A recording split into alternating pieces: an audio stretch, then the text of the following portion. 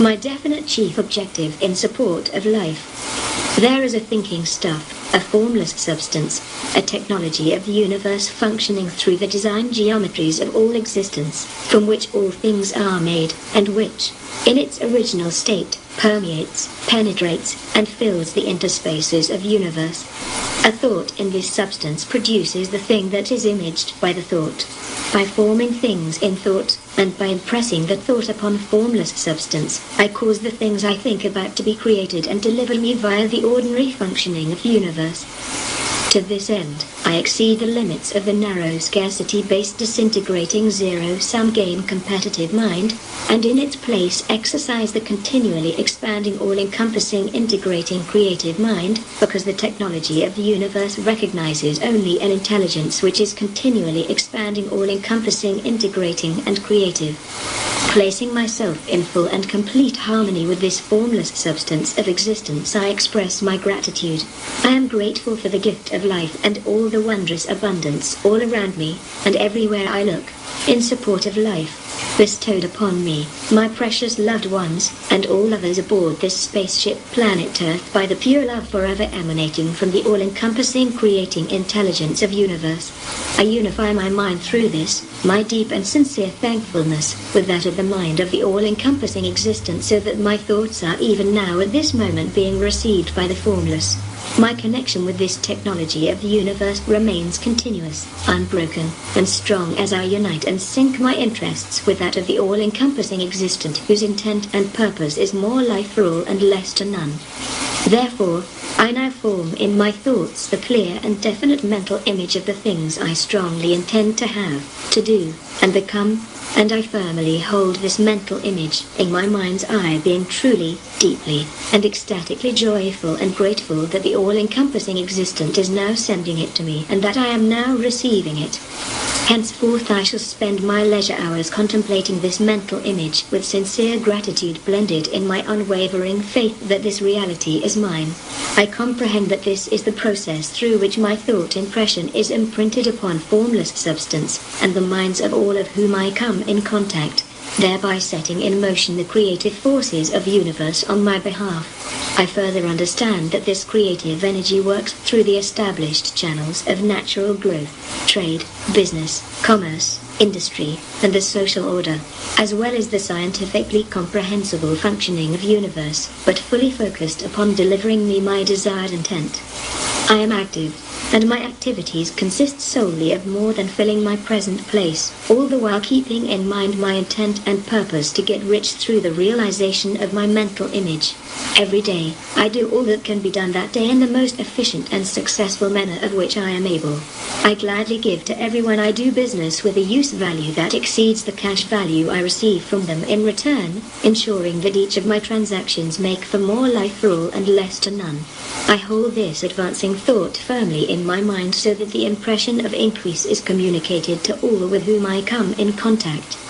I am growing rich, and the wealth I am receiving is in exact proportion to the definiteness of my mental image, the fixity of my purpose, the steadiness of my faith, and the depth of my gratitude. Also, I understand that wealth at its essence consists of physical energy, as either matter or radiation, combined with metaphysical know-what and know-how. Science makes it clear that no physical energy of universe is ever lost. Therefore, the physical constituent of wealth is cosmically irreducible. Experience teaches that every time humans employ the metaphysical know-what and know-how constituent of wealth, humanity always learns more.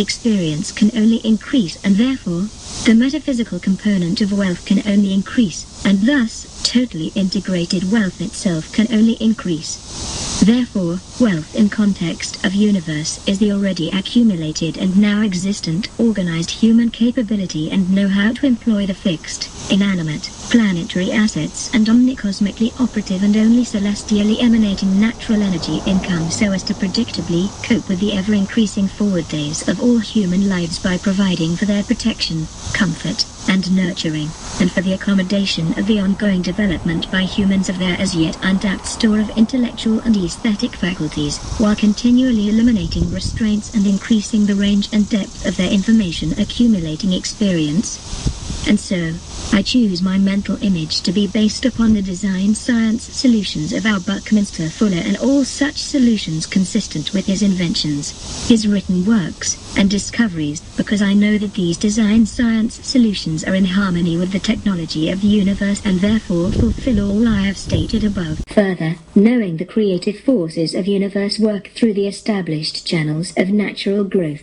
trade, business, commerce, industry, the social order, and the scientifically comprehensible functioning of universe, I affirm the following. Business is the integration of art, science, and the know-what and know-how of universe to solve problems in support of life. Honest problem-solving entrepreneurial business is the truest essence of capitalism. Capitalism is the mechanism of freedom. Freedom is that societal condition that exists when every individual human being in society has full, i.e. 100%, control over his or her own property. Property is a man's or a woman's life and all derivatives of his or her life, except for their children, who, being young human beings themselves, have property rights of their own and cannot therefore be owned. A child is not property because they own their own life. No other human being, person, group of persons, state or government can own a human being because every human being owns their own life. Life is primordial property. The first derivatives of any human being's life, their primordial property, are their thoughts, mental efforts, and ideas. Thoughts, mental efforts, and ideas are primary property. Thus, every human being owns their own minds as their primary property, and through this intellectual freedom arises and inspires knowledge and production. From thought stem actions. Ownership of one's own actions is called liberty. Liberty, then as well as life itself, is a property right. Liberty too is primary property. Ideas and actions produce further or secondary derivatives. These include access to the use of land and resources and the production, utilization, enjoyment, and disposal of material tangible goods of any and all species and kind. These are called secondary property. They are secondary both logically and chronologically. In all instances their existence is antedated by primordial and primary property which led to their generation and employment. Further derivatives of a man's or a woman's life lead to voluntary transactions involving property transfers, sales, trade, barter, gifts, etc., which is the property right of contract. Contract consists solely of voluntary transfer of property. Involuntary transfer of property is plunder. No right to plunder exists, and therefore, no right of ownership of property plundered ever vests in the plunderers, their heirs, or assigns. Ownership of property is the basis of all a human being is, all a human being can have, and all a human being can hope to achieve. Therefore, to respect and protect property is to respect and protect life. Life, itself, by its very nature spawns growth. Growth creates profit. Profit is any increase in happiness achieved through moral means.